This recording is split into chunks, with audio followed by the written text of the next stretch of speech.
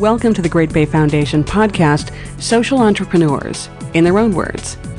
Dafna Krouk-Gordon, founder and president of TIL, Toward Independent Living and Learning in Dedham, Massachusetts, discusses how the program has evolved since it was first founded in 1980. Today, TIL is a nationally recognized organization with the resources to support individuals of all ages with developmental disabilities, mental retardation, physical disabilities, learning disabilities, autism spectrum disorders including Asperger syndrome, emotional problems, and brain injuries. Their goal is to integrate disabled individuals into communities in which they can become productive members and ultimately change the community's perception of the disabled. Hello, my name is Dafna Krouk-Gordon. I'm the founder and president of an organization called Toward Independent Living and Learning, TIL Incorporated. We started it in 1980, and the main purpose for its existence really is to develop residential, vocational, and support programs in the community.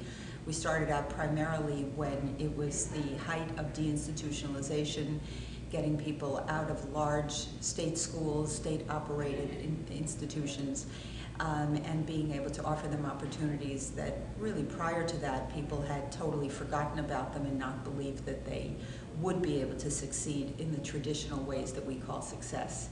In our past 29 years, we've created 55 different residential options for people, many support options. Now we're very proud of the fact that we can work with families when the children are still very young and hopefully prevent much more restrictive types of program settings.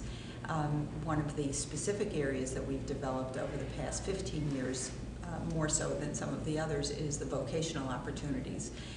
We've been successful at creating very nice places where people feel integrated into their community to live, but the real challenge still comes to what happens what do they do during the day? What do they do so that they feel productive, so that they are able to master their abilities rather than really concentrate just on their disabilities.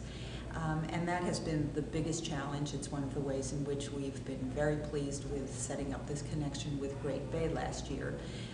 About 15 years ago, we started to develop food service as an individual enterprise, really trying to capitalize on the idea that regardless of whether people are or aren't in good economic straits, food is one of those things that will always be with our economy and will always be a human need. We started very modestly borrowing a kitchen from a synagogue that was nice enough to give us the kitchen, and from that we really expanded the idea to how can we not only create a business that people would be able to be productive in the food service, but that indirectly we would be making an impact on the world around us, because they would suddenly be seeing people as not just their abilities or disabilities, but what they could produce for them. I think that's really the first time, if I had to pinpoint what the realization as far as the vocational aspect of it, that was where we got very excited about creating our mission, which is basically to create independence and opportunities for people to be part of their community, but also to have an impact on how the world viewed people with disabilities. And I think that's probably been the biggest measure of success, being able to marry those two, the mission and the success in the business in and of itself. To learn more about the work of the Great Bay Foundation, we invite you to visit our website, www.greatbayfoundation.org.